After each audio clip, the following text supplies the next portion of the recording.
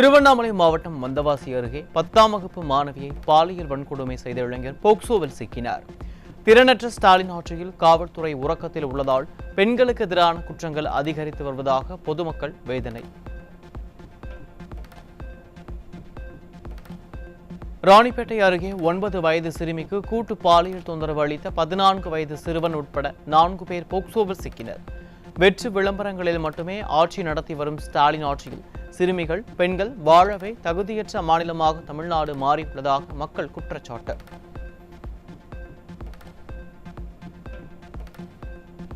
திருநெல்வேலி மாவட்டம் தச்சநல்லூரில் 8ஆம் வகுப்பு மாணவிக்கு பாலியல் தொல்லை அளித்த ஆட்டோ ஓட்டுநர் சிக்கினார்.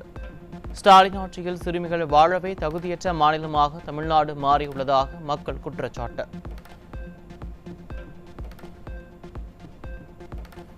திண்டுக்கல் மாவட்டம் பழனி அருகே கஞ்சா பறிமுதல். ஸ்டாலின் கட்டுப்பாட்டில் உள்ள காவல்துறை போதைப் பொருட்களை கட்டுப்படுத்த முடியாமல் திணறி வருவதாக மக்கள் குற்றச்சாட்டு. ஈரோடு மாவட்டம் பெருந்துறை அருகே கஞ்சா விற்ற வட மாநில இளைஞர்கள் 2 சிக்கினர். ஸ்டாலின் அரசின் அலட்சியத்தால் போதைப் பொருள் விற்பனை அதிகரித்து வருவதாக பொதுமக்கள் குற்றச்சாட்டு. கள்ளக்குறிச்சி மாவட்டம் கல்வராயன் மலையில் விற்பனைக்காக 12 லிட்டர் கள்ளச்சாராயம், 160 லிட்டர் சாராய ஊறல் வைத்திருந்த 2 பிடிபட்ட நிலையில் 3 பேர் தப்பியோட்டம். 70க்கும் மேற்பட்ட மரணங்களுக்கு பின்னும் கள்ளக்குறிச்சியில் கட்டுக்கடங்காமல் கள்ளச்சாராயம் ஓடும் நிலையில் 3 தப்பியது குறித்து விடியாதிமுக அரசின் காவல்துறை பதில் சொல்லுமா என மக்கள் கேள்வி. திருவண்ணாமலை மாவட்டம் ஆரணியில் 2 வேறு இடங்களில் வீட்டின் பூட்டை உடைத்து 12 லட்சம் மதிப்பிலான தங்க நகை, வெள்ளி பொருட்கள், டிவி, லேப்டாப் திருடிய 2 கைது. திமுக ஆட்சியில் சட்டம் ஒழுங்கு சீர்குலைந்துள்ளதால் திருட்டு சம்பவங்கள் தொடர்கதையாவதாக குற்றச்சாட்டு. திருப்பூரில் நள்ளிரவில் வீடுகளை நோட்டமிட்டு திருட முயன்ற 4 பேர் சிக்கினர். ஸ்டாலின் ஆட்சியில் காவல்துறை ரோந்து பணியில் ஈடுபடாததால் துணிகரமாக கொள்ளையடிக்க உலாவரும் திருடர்களின் சிசிடிவி காட்சி. தூத்துக்குடி மாவட்டம் ஏரல் அருகே உயிரிழந்த பெண்ணின் சடலத்திலிருந்து 6 சவரன் நகையை திருடிய நபர் சிக்கினார். ஸ்டாலின் ஆட்சியில் அச்சமின்றி திருட்டு சம்பவங்கள் அரங்கேறுவதாக பொதுமக்கள் குற்றச்சாட்டு. 2020-21 பட்ஜெட்டில் சென்னையில் 6 கால்வாய் மற்றும் வடிகால்வாய்களை சீரமைக்க 5439 கோடி, 2023-24-25 ஆகிய 3 பட்ஜெட்டில் அடையாறு நதி சீரமைப்புக்காக 1500 கோடி என அறிவித்த திராவிட மாடல் அரசு ஒதுக்கப்பட்ட நிதிகளில் எந்த சீரமைப்புகளையும் செய்யாமல் பணத்தை கொள்ளையடித்துவிட்டு கட் காப்பி பேஸ்ட் பட்ஜெட்டை வெளியிட்டு விஞ்ஞான ஊழல் திமுக அரசு ஏமாற்றுவதாக மக்கள் குற்றச்சாட்டு. திராவிட மாடலின் விவசாயத்துறை பட்ஜெட்டில் 17,000 கோடி ரூபாய் பயிர்க்கடன் அறிவிப்பு. ஏற்கனவே மாநிலத்தின் மொத்த உணவு உற்பத்தி 90,000 கோடி ரூபாய் என்ற நிலையில் பயன் கிடைக்குமா அல்லது வட்டி சுமையில் விவசாயிகளை மீண்டும் திமுக அரசு சிக்க வைக்கப் போகிறதா என கேள்வி. கள்ளக்குறிச்சியில் தினம் கட்டுக்கடங்காத கள்ளச்சாராயம் காய்ச்சப்படும் நிலையில் அதற்கு பொறுப்பேற்க வேண்டிய முதல்வர் ஒரு இசையமைப்பாளரை நேரில் வாழ்த்துவது, இன்னொரு இசையமைப்பாளரின் உடல்நலம் குறித்து விசாரிப்பது என பரபரப்பாக்கி கொண்டிருக்கும் அவலம். நிர்வாகத்தை கவனிப்பதை விடுத்து வெற்று விளம்பரங்களில் மட்டுமே ஆட்சி நடத்துவதுதான் திராவிட மாடலா என மக்கள் கேள்வி. மூச்சுக்கு 300 முறை திராவிட மாடல் என பெருமை பேசும் ஸ்டாலின் அரசின் நிர்வாக திறமையின்மையை தோலுரித்து காட்டிய உலக வங்கி. பொது போக்குவரத்து வீழ்ச்சி, வெற்று பேச்சில் மட்டுமே இருக்கும் மின் பேருந்துகள், முறையான திட்டமிடல் இல்லாததால் நகரம் சீரழியும் அபாயம், சாலைகளின் பாதுகாப்பு கேள்விக்குறியாகியிருக்கும், அதிகரிக்கும் விபத்து மரணங்கள் என ஸ்டாலின் அரசின் நிர்வாக அவல லட்சணங்கள் வெளியீடு. பல லட்சம் கோடி கடன் வாங்கி எந்த திட்டங்களையும் நிறைவேற்றாமல் கடன் வரம்புக்குள் தான் இருக்கிறது என பெருமை பேசும் திராவிட மாடல் அரசுக்கு இனி உலக வங்கி எப்படி நிதி அளிக்கும் என மக்கள் கேள்வி. கடனுக்கு மேல் கடன் வாங்கி கொள்ளையடித்துவிட்டு சிங்கார சென்னையை சீரழித்ததுதான் ஸ்டாலின் அரசின் 4 ஆண்டு சாதனை என மக்கள் கடும் விமர்சனம்.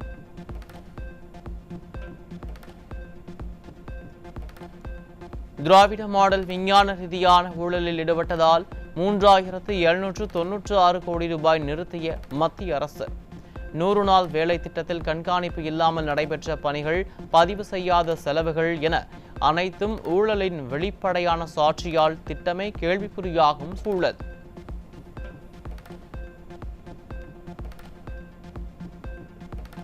சென்னையில் எம்டிசி நிலையங்கள், ரயில் நிலையங்கள், மேம்பாலங்கள், நடைபாதைகள் உள்ளிட்டவை வெள்ளத்தில் மூழ்கும் அபாயம் உள்ளதாக உலக வங்கி எச்சரிக்கை. உள்கட்டமைப்பை சீரமைக்க என பட்ஜெட்டில் பல்லாயிரம் கோடி ஒதுக்கும் திராவிட மாடல் அரசு அதில் மேற்கொண்ட நடவடிக்கைகள் என்ன எனவும் உலக வங்கியின் நம்பிக்கையை இழக்கும் நிலை வரை கொண்டு வந்ததுதான் ஸ்டாலின் அரசின் நிர்வாக திறமையா என மக்கள் கேள்வி. மணிப்பூர் கலவரத்தை கட்டுப்படுத்த வழி தெரியாமல் கள்ள மௌனம் காத்த மைனாரிட்டி பாஜக அமைச்சர்கள் உக்ரைன் ரஷ்யா போரை நிறுத்த பேச்சுவார்த்தையில் கலந்து கொள்ளும் அவலம். தன் குடிசை பற்றி எறிய காட்டுத்தீயை அணைக்க சென்றாராம் ஒருவர். அந்த கதை போலதான் இருக்கிறது விஸ்வகுருவின் அலங்கோல ஆட்சி என மக்கள் விமர்சனம். ஒரே விற்பனையாளர் மீட்டருக்கு இரட்டை விலை நிர்ணயித்து மக்கள் பணத்தை கொள்ளையடிக்கும் மின்துறை மாஃபியா குறித்து வெளிச்சத்திற்கு வந்துள்ள மின் மீட்டர் ஊழல். மதுபான ஊழலைப் போலவே துறை அதிகாரிகளின் கனத்த மௌனம் விடியாதிமுக அரசு தனியார் லாபம் ஈட்டுவதற்காக செயல்படும் அரசா என்ற சந்தேகத்தை எழுப்புவதாக மக்கள் கேள்வி. ஆளும் கட்சியின் திறமையின்மையை வெளிக்கொண்டு வந்த 100 நாள் வேலை திட்டத்தின் முறைகேடுகள். மத்திய கிராம வளர்ச்சி அமைச்சக ஆய்வுகள் திட்டத்தில் உள்ள சீர்கேடுகளை வெளியிட்ட நிலையில் தமிழக மக்களின் வாழ்வாதாரத்தை கள்ள கூட்டணி சீரழித்து நாடகமாடுகிறதா என மக்கள் கேள்வி. மானியம் எவ்வளவு என்ற தெளிவில்லாமல் சிறுபால் பண்ணைதாரர்களுக்கான திட்டத்தில் 5000 பேருக்கு மட்டுமே மானியத்துடன் கடன் என வேளாண் பட்ஜெட்டில் வெற்று அறிவிப்பு.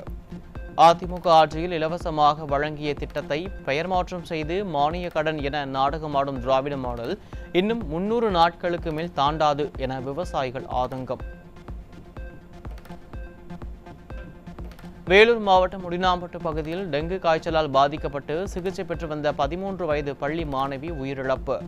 விடியாதிமுகவின் மாரத்தான் அமைச்சர் விளம்பரம் தேடுவதில் செலுத்தும் அக்கறையை டெங்கு விழிப்புணர்விலும் செலுத்த மக்கள் வலியுறுத்தல். நீலகிரி மாவட்டம் குன்னூர் அரசு மருத்துவமனையில் டாக்டர்கள் பற்றாக்குறையால் நோயாளிகள் அவதி.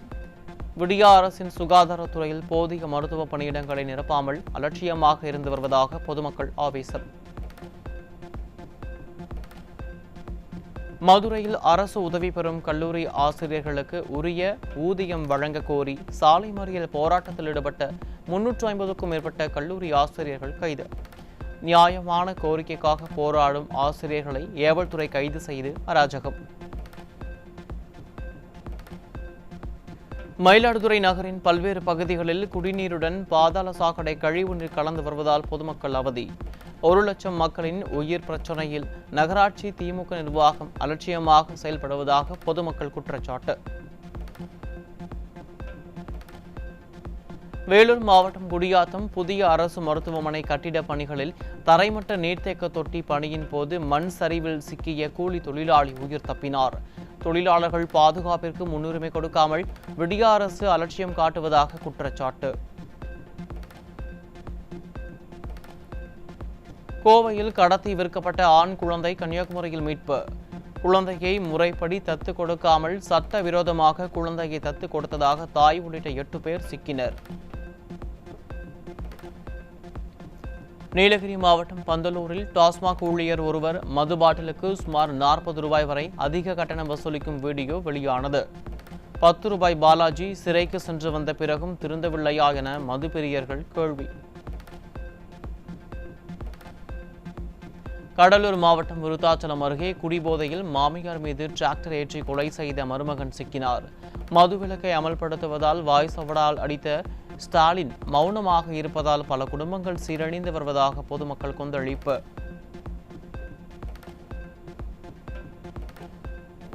மதுரை வாடிப்பட்டி அருகே கழிவுநீர் செல்வதற்காக 1 வாரத்திற்கு முன் ஊராட்சி நிர்வாகத்தால் தோண்டப்பட்ட குழியில் 4 வயது சிறுவன் தவறி விழுந்து உயிரிழப்பு. விடியாதிமுக ஆட்சியில் ஊராட்சி நிர்வாகம் அலட்சியமாக இருந்ததால் சிறுவனின் உயிர் பறிபோனதாக மக்கள் குற்றச்சாட்டு. விழுப்புரம் மாவட்டம் செஞ்சி அடுத்த வெள்ளம் அருகே அரசு பேருந்து மோதிய விபத்தில் இருசக்கர வாகனத்தில் பயணித்த ஒரே குடும்பத்தைச் சேர்ந்த 3 பேர் சம்பவ இடத்திலேயே உடல் நசுங்கி உயிரிழப்பு. விடியாதிமுகவின் ஸ்டாலின் அரசின் போக்குவரத்து துறை அமைச்சர் கும்பகர்ண தூக்கத்திலிருந்து விழித்து துறையில் நடைபெறும் குளறுபடிகளையும் பேருந்துகளையும் சீரமைக்க மக்கள் காட்டமாக வலியுறுத்தல். சென்னை அம்பத்தூரில் பிரபல தனியார் நிறுவனத்தில் மரம் வெட்டும் போது தொழிலாளிகள் 2 உயிரிழப்பு. சம்பவம் குறித்து வழக்கு பதிவு செய்த போலீசார் தனியார் நிறுவன மேலாளர் மற்றும் சூப்பர்வைசரை கைது செய்து விசாரணை. கடலூர் அருகே மின்கம்பம் சாய்ந்து ஒப்பந்த தொழிலாளி உயிரிழந்த நிலையில் உரிய நிவாரணம் வழங்க கோரி உறவினர்கள் சாலை மறியல். திறனற்ற திமுக அரசு மின்கம்பங்களை முறையாக பராமரிப்பதில்லை என குற்றச்சாட்டு. திருவண்ணாமலை மாவட்டம் செங்கம் புதிய பேருந்து நிலையத்தில் பேருந்தை நடத்துனர் மற்றும் பயணிகள் தள்ளிய அவலம். கும்பகர்ண தூக்கத்தில் இருக்கும் போக்குவரத்து துறை பழுதான பேருந்துகளை இயக்கி மக்களின் உயிரோடு விளையாடுவதாக பொதுமக்கள் குற்றச்சாட்டு. திண்டிவனம் அருகே விபத்தில் இறந்தவரின் சடலத்தை வைத்து காவல்துறையை முற்றுகையிட்டு பொதுமக்கள் சாலை மறியல். சாலையில் மின்விளக்கு வசதி, தரைப்பாலம், எச்சரிக்கை பலகை வைக்க பலமுறை வலியுறுத்தியும் விடிய அரசின் அதிகாரிகள் அலட்சியம் காட்டியதால் உயிரிழப்பு ஏற்பட்டதாக பொதுமக்கள் குற்றச்சாட்டு. தூத்துக்குடி அனல் மின் நிலையத்தில் குளிரூட்டும் அறையில் ஏற்பட்ட தீ விபத்தில் பல கோடி ரூபாய் மதிப்பிலான மின் வயர்கள் எரிந்து நாசம். அனல் மின் நிலையத்தில் தொடர்ச்சியாக தீ விபத்து ஏற்படுவதால் பராமரிப்பு, முன்னெச்சரிக்கை போன்ற நடவடிக்கைகளை எடுக்காமல் மின்துறை அமைச்சர் செந்தில் பாலாஜி என்ன செய்கிறார் என கேள்வி.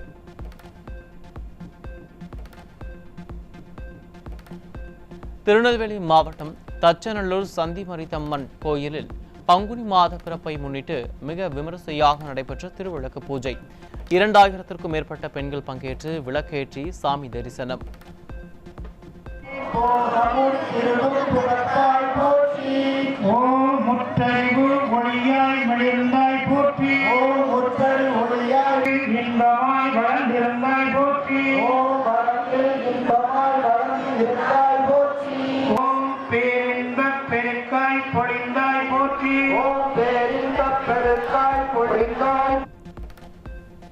மூன்றாவது மகளிர் பிரீமியர் லீக்கின் இறுதிப் போட்டியில் 8 ரன்கள் வித்தியாசத்தில் டெல்லியை வீழ்த்தி மும்பை அணி 2வது முறையாக கோப்பையை கைப்பற்றியது.